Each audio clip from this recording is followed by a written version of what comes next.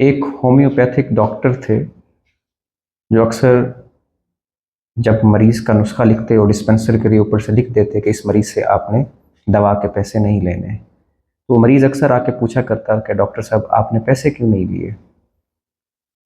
تو وہ کہا کرتے تھے کہ جن کا نام صدیق ہو، عمر ہو، عثمان ہو، علی ہو، فاطمہ ہو، خدیجہ ہو، عائشہ ہو، مجھے شرم آتی ہے ان سے پیسے لیتے ہوئے۔ یہ ان کی ادب کا اور محبت کا ایک عجیب سا انداز تھا کہ پوری زندگی انہوں نے امہات المومنین کے کوئی ہم نام آ گیا یا خلفائے راشدین میں سے کوئی آ گیا یا کوئی ایسی خاتون آ گئی جس کا نام حضور کی بیٹیوں میں سے کسی کا ہو، تو ان سے پیسے نہیں لیا کرتے تھے۔ یہ ان کے ادب کا اپنا ایک انداز تھا اور محبت کا اپنا ایک انداز تھا۔ حضرت امام احمد بن حنبل نہر کے کنارے بیٹھ کر وضو فرما رہے تھے کہ آپ کا ایک شاگرد آیا اور آپ کے اگلی سائڈ پہ بیٹھ کے جو ہے اس نے وضو کرنا شروع کیا۔ ابھی وضو کرنے کے لیے بیٹھا ہی تھا کہ دوبارہ سے اٹھ کے آپ کی پچھلی سائڈ پہ چلا گیا۔ تو اس سے پوچھا گیا کہ آپ نے وہ جگہ کیوں چھوڑی اور آپ امام صاحب کے پیچھے دائیں طرف کیوں چلے گئے؟ تو اس نے جواب دیا کہ میں نہیں چاہتا تھا کہ امام صاحب کے پاس وہ پانی جائے جو میں وضو کر کے اس کو استعمال کر رہا ہوں اور وہ استعمال شدہ پانی امام صاحب کی طرف جائے۔ یہ میرا ادب مجھے اس چیز کی اجازت نہیں دیتا کہ ان کے پاس میرا استعمال شدہ پانی جائے۔ حضور نے ایک صحابی سے پوچھا نا کہ میرے صحابی یہ بتاؤ کہ تم بڑے ہو کہ میں بڑا ہوں؟ تو کیا خوبصورت انداز میں اس نے جواب دیا، انہوں نے کہا کہ یا رسول اللہ بڑے تو آپ ہی ہیں، بس عمر میری زیادہ ہے۔ اور اس طرح کے بیشتر واقعات حضرت مجدد الفسانی کو آپ دیکھ لیں کہ وہ جب رات کو سویا کرتے تھے تو وہ اس بات کا بھی خیال رکھتے تھے کہ ان کے پاؤں اپنے استاد کے گھر کی طرف نہ ہوں۔ تاریخ میں یہ ملتا ہے کہ وہ جب بیت الخلاء جایا کرتے تھے تو وہ کوشش کرتے تھے کہ جس قلم سے وہ لکھتے ہیں اس قلم کی سیاہی بھی ان کے ہاتھوں پر نہ لگی ہوئی ہو۔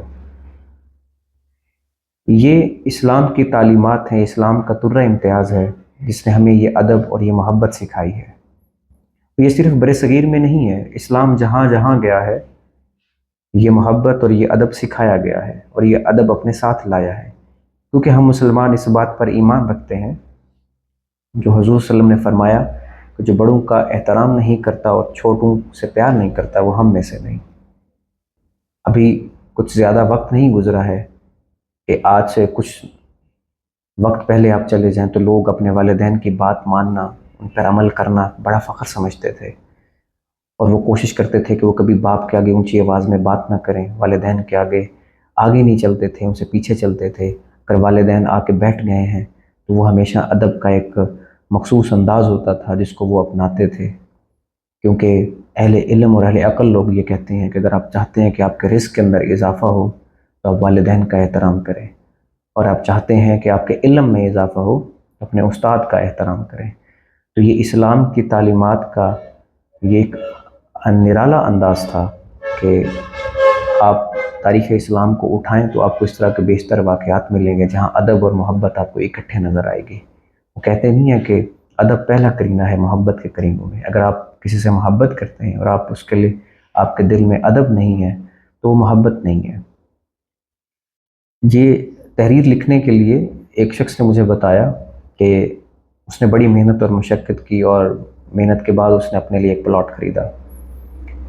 تو اس کے والد نے اس کو کہا کہ بیٹا یہ جو پلاٹ ہے تم اپنے چھوٹے بھائی کے نام کر دو، کیونکہ وہ مالی طور پر اتنا زیادہ مضبوط نہیں ہے، تو تم یہ اس کے نام کر دو۔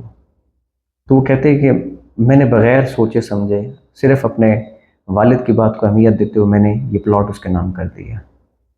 کہتے ہیں کہ والد مجھ سے اتنا خوش ہوئے، انہوں نے مجھے اتنی دعائیں دیں، اور آج ان دعاؤں کا یہ نتیجہ ہے کہ آج میرے پاس پتہ نہیں کتنے پلاٹس ہیں اور کتنی جائیدادیں ہیں۔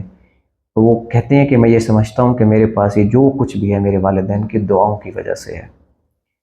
آپ بھی زندگی کے اندر اس چیز کو اپنا کے دیکھیں، آپ آج سے اپنے والدین کا احترام کرنا شروع کریں۔ یہ اسلام کا بھی حکم بھی ہے، قرآن کے اندر اللہ تعالیٰ نے کہا ہے کہ وَوَصَّيْنَا الْإِنسَانَ بِالْوَالِدَيْنِ إِحْسَانًا، اللہ حکم دے رہا ہے۔ دیکھیں اولاد سے محبت یہ انسان کی فطرت میں شامل ہے کہ آپ اپنی اولاد سے محبت کرتے ہیں، لیکن والدین سے محبت کرنے کے لیے آپ کو کہا جاتا ہے، اللہ نے حکم دیا کہ اب کریں، کہ وہ یہ محبت آپ کو نبھانی پڑتی ہے۔ تو ہمارے استاد تھے، وہ کہا کرتے تھے کہ اگر آپ باادب ہوگے تو آپ بانصیب ہوگے، اور بانصیب ہونے کے لیے میں ایک بات چھوٹی سی کہہ دیتا ہوں کہ مولا کائنات سے کسی نے پوچھا نا کہ آپ بتائیں کہ ہمیں سب سے بہترین دعا کیا ہے، کہ ہمیں سب سے بہترین دعا کیا مانگنی چاہیے؟ تو انہوں نے کہا کہ اللہ سے اپنے اچھے نصیب مانگا کریں۔ تو انہوں نے پوچھا کہ یا امیر المومنین، اس میں کیا حکمت ہے، اس دعا کے اندر ایسی کیا خاصیت ہے؟ تو انہوں نے کہا، کیا جواب دیں؟ انہوں نے کہا کہ میں نے اپنی ان آنکھوں سے بڑے بڑے مالدار، بڑے بڑے سلاطین بادشاہوں کو نصیب والوں کے سامنے جھکتے ہوئے دیکھا ہے۔ تو اگر آپ چاہتے ہیں کہ اللہ آپ کے اچھے نصیب کریں تو آپ اپنے والدین کا احترام کریں۔